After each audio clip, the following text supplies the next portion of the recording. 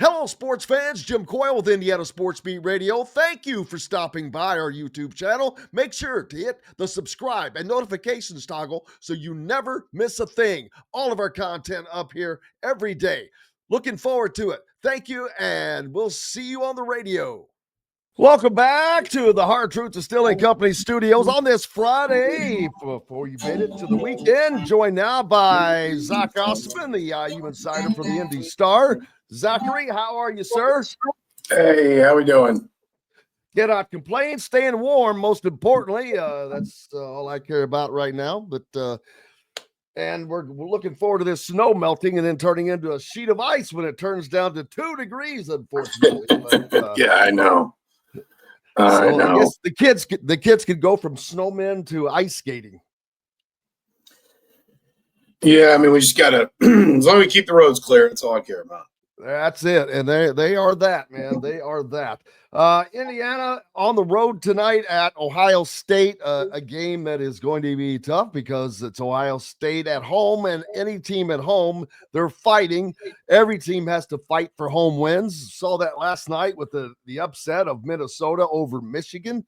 And Indiana also in a position where they need to steal some road wins someplace, and Ohio State is one of those opponents that I think provides one of those opportunities. Yeah, Ohio State's a funny team and has been for a while. Like the analytics have loved them, and that's not just this year. That's in the last 5-6 years, And I'm not being flippant about it, but if you look at, for example, their KenPom history. They haven't been outside the KenPom top 50 once since 2018, and yet in that time they fired their coach. So, they finished 49th in KenPom the year they won 5 Big Ten games. I don't really understand that, and this team's kind of in that boat a little bit too. They're 31st in KenPom, despite the fact that they're 2-4 in conference play, 10-7 overall. They have really struggled offensively in conference play. They're 16th in the league in adjusted offensive efficiency. They're turning the ball over more often in conference play than anybody else.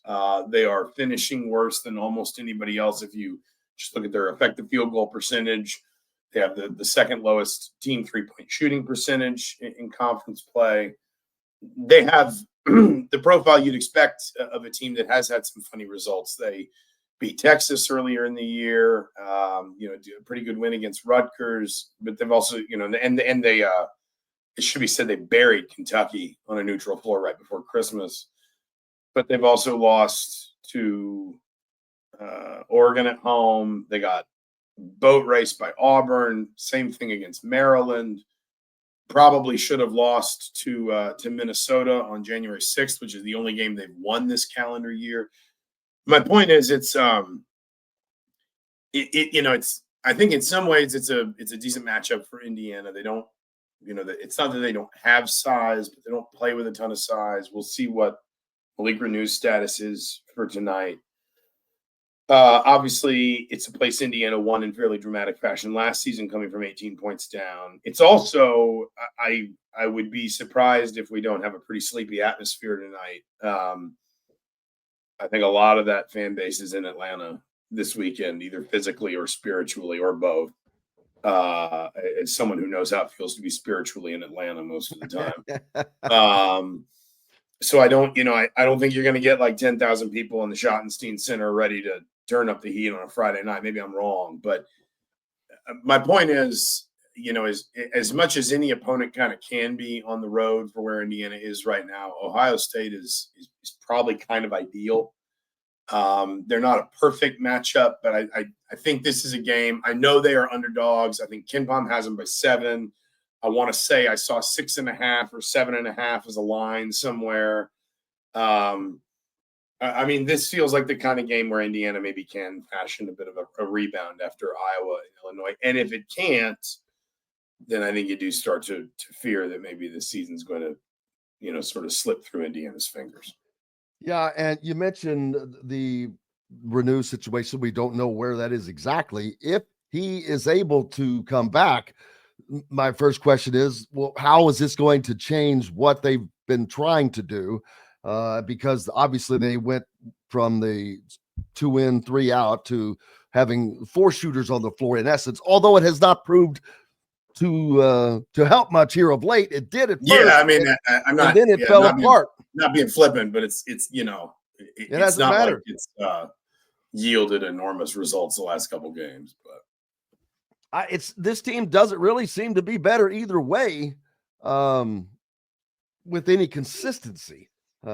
So if Renew comes back, maybe he adds something to the rebounding side and score. I mean, he is one of their top scorers, but that's going to cause other numbers someplace else to go down, obviously, for somebody else. Right. I mean, and it's, you know, I don't know. Ohio State, I said they don't play big. You know, I mean, they do have Sean Stewart. They do have, I think Aaron Bradshaw is beginning to factor into their, beginning to factor a little bit more into their thoughts. You know, he didn't play for that long stretch in November and December, but he's played each of the last 6 games. So, you know, maybe things are kind of starting to turn for him a little bit in terms of his, you know, his involvement.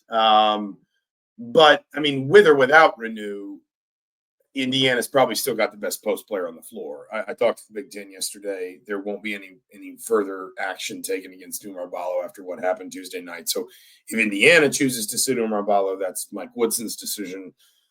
But Woodson certainly didn't sound like that was in his thoughts. And everybody can have their own opinion on that. I guess mine is broadly, he got ejected, like he got punished, you know. But and I didn't have a clear view of it. I was kind of blind.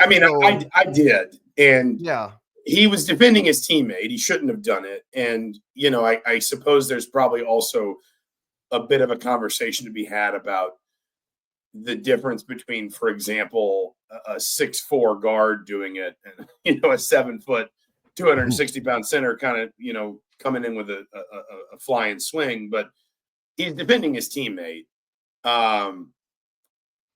You know, I mean, I'm not trying to relitigate all this. Right. I would kind of argue that the whole incident kind of gets set off by the Illinois player. Ballo escalates it. That's why he's ejected. I don't know that he needs, my personal opinion is I don't know that he needs to see more punishment for stepping in to try and defend his teammate. Even, yeah, I didn't have that big of an issue with it. And I thought he said it well. He's not a bad player or a dirty player or you know, a bad person. He was trying to defend his teammate. He shouldn't have done it. You know, it's okay for that to just be it, basically.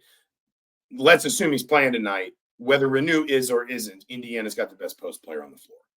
Yeah, I didn't have a problem with it. I agree with everything you've said. That is something you've got to be able to leverage, whether you're hitting shots or not. And I mean, you know, I don't know if last year it provides any, you know, any measure of sort of, you know, what Indiana's capable of. I mean, they only hit 5 threes in that game, but they only took 13. Obviously they hit a couple big ones. Galloway had 3. Leal had that one in the corner that proved to be the winner.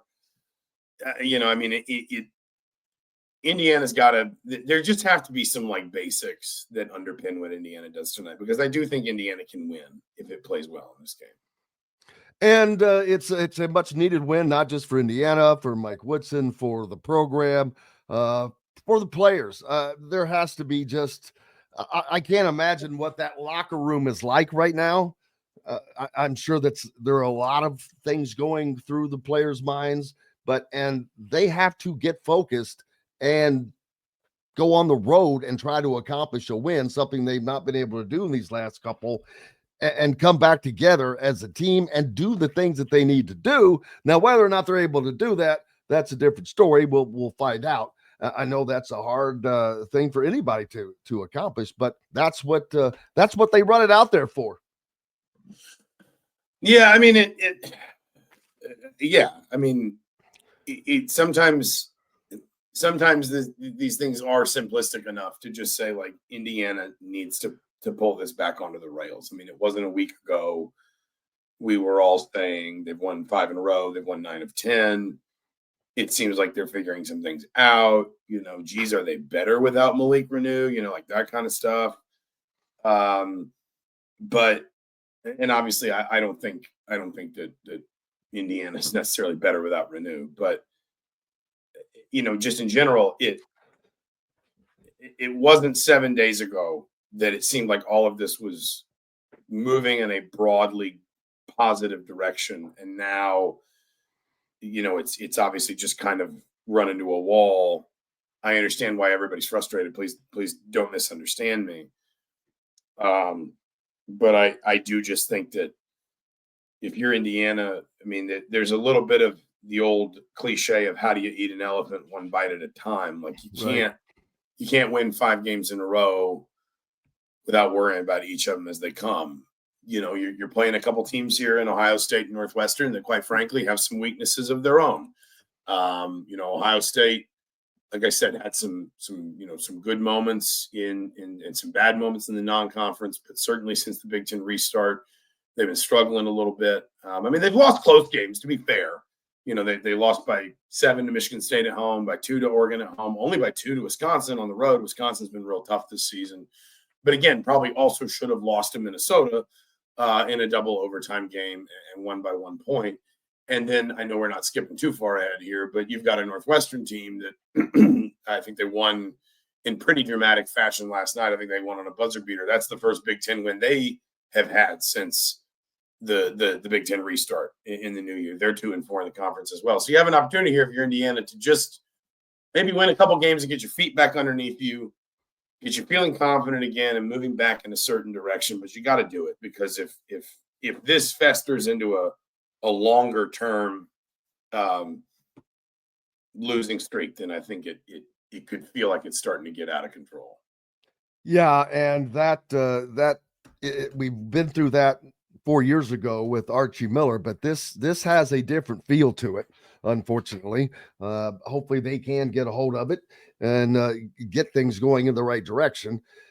The fans are restless, but there's a lot of blame to go around for everything. Fans, coaches, players, media, everybody contributes to everything. But this has just really gotten to a bad point that I don't know how it got all the way this far.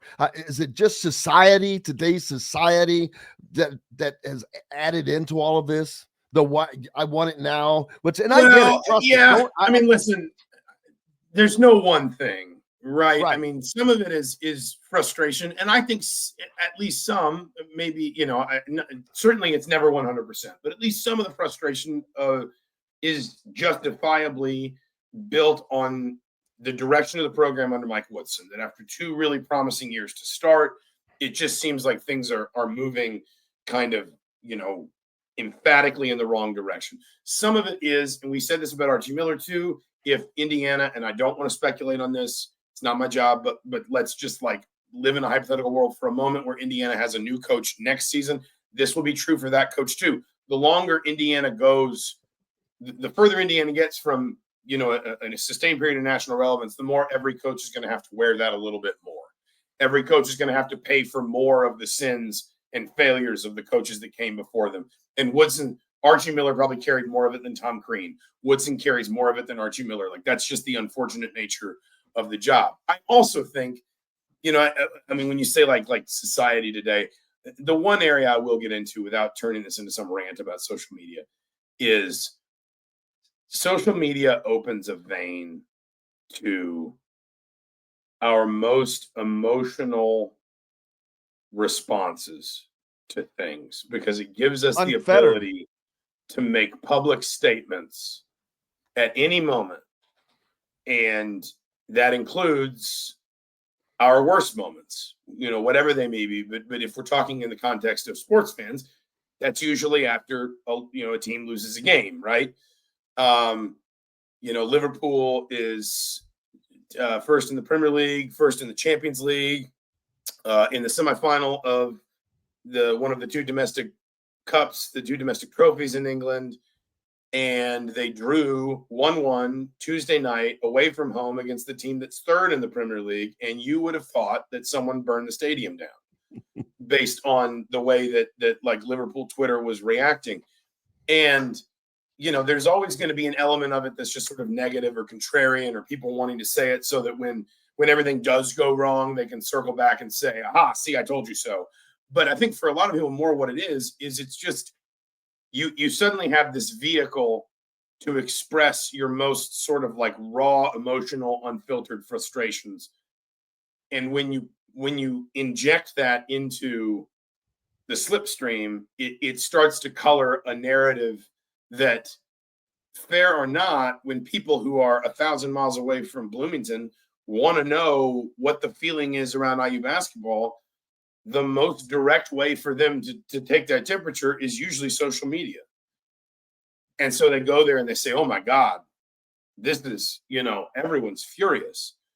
I'm not saying people aren't right to be really frustrated with these last two games. I'm not saying people aren't right to have some serious questions about the wider direction of Indiana basketball right now. The toxicity, I think, comes in when it is just so easy to take, sort of a frustrating moment and turn it into, kind of like a match to touch paper, and it just sort of explodes before anybody can control it. And that makes it hard to have more reasonable conversations too, right? About, like, for example, being able to say, like, yes, Indiana basketball needs to be better than it's been. No one's arguing that. Indiana basketball can't be losing games the way that it has lost these last two, or the way that it has consistently too often lost. We've seen losses like Illinois, like Iowa, not just this year, but in the last 2, 3 years, 4 years, even dating back to Archie Miller's tenure. But it's, the truth is always somewhere in between. And sometimes what happens is the emotion clouds the ability to have the reasonable discussion. And that's where it gets difficult, I think. Yeah. For me, the biggest problem I have is we all know that's what you said is out there and it's going to happen. But when it starts to get personal, when some of the responses I saw to what was going on the other day were, they can express an opinion, but not to finish it up with "you're a loser" or things of that nature. That's over the line, and it's ridiculous, because it's, for one, it's something you would never do face to face or in person, and it's just I think it's a childish reaction. And Rudy asked, how are the fans to be blamed? Well, they have a part of the blame on this negative culture that is right now, and it's what I'm just saying, exactly what I just said. That adds to it, and if you don't think it does, then that's a different opinion. But yeah, I mean, well, I will tell you right now, and I say this, and sometimes people hear it, sometimes they don't want to, and that's fine. I will tell you right now, I have talked to former players. It affects them. I have talked to recruits. It affects their perception of Indiana. I have talked to, on lesser occasions, but I have talked to coaches that at various points in time might have been of interest to Indiana fans if the job were to come open. And I don't want to use names. And I know when I say that, people say, well, then you're just making it up. And if that's what you think, then I can't change your mind, and that's fine. But like, I've even talked to people that at various points might have been candidates for the job if it opened up. And they have said it colors their perception of the attractiveness of the job and the opportunity. And that doesn't mean that fans should just sort of march merrily along. Oh, absolutely not. And express yourself. Just do it in a civil manner. It's just that when it gets toxic, everyone needs to understand that toxicity is going to permeate everything. It's going to, no matter what anybody says, it's going to get into your locker room. It's going to affect your recruiting efforts. It's going to affect the way you're perceived nationally by not just the media or other fans, but like people whose opinions are going to matter to the future of the program. It just like it's a hard balance to strike, because fans have every right to both their opinions and their emotions. And without those emotions, without that emotional investment, the program wouldn't be what it was. If nobody cared, then Indiana basketball, that would be the end for Indiana basketball, as as it is currently constructed. It is just important to remember that there is another side to that coin, which is when it gets really negative, that becomes part of the story too. And not just, among fans trolling on social media or message boards, but in places where it becomes a problem to the day-to-day success of the program. Absolutely. Zach Osterman, the IU Insider for the IndyStar. Make sure you're giving him a follow. Be a subscriber. Appreciate you as always, my friend. Absolutely. Thanks for having me, Jim. We'll talk to you soon. Thank you. Again, to finish that up, you can't cherry pick things that I say out of something that I said. I did not say the fans are to blame for play on the court. I did not say the fans are to blame for anything other than having a part of the blame in the toxicity of what's going on. That is what I said. So if you're going to ask me questions about it, then ask me questions about what I actually said, not what you want to pull out of something. As far as comments on the Andy Mohanda hotline. If you think the fans are not aiding to the toxicity, then you're nuts. That, or you're not paying attention to it. Then you don't see it. Luke Goody made a horrible mistake in what he did. He knows that. But the responses I saw, some of them were absolutely right, and what they said, and telling him he shouldn't have done this or this, that, and the other thing. I don't have a problem with that. But when you start personally attacking them with they're a loser and that they suck and this and that and the other thing, right? That's over the line. You're not going to say that to somebody's face, number one. Number two, if you did, what kind of a person are you? Disagree. That's fine because you're right. But then you kind of lose the credibility of that. When how is that response any better than the original mistake that was made? It's not. It all goes in together and grows that pie of discontent. That's my take on that and the hard truth from the Hard Truth Distilling Company studio. Hello, sports fans. Jim Coyle with Indiana Sports Beat Radio. Thank you for stopping by our YouTube channel. Make sure to hit the subscribe and notifications toggle so you never miss a thing. All of our content up here every day. Looking forward to it. Thank you, and we'll see you on the radio. Welcome to Indiana Sports Beat Radio, brought to you by the Hard Truth Distilling Company in Brown County, Indiana. So for the thousands in attendance and the millions watching around the world, it's time! 3 on the way. Oh! It went in! It went in! And Indiana wins the ball game!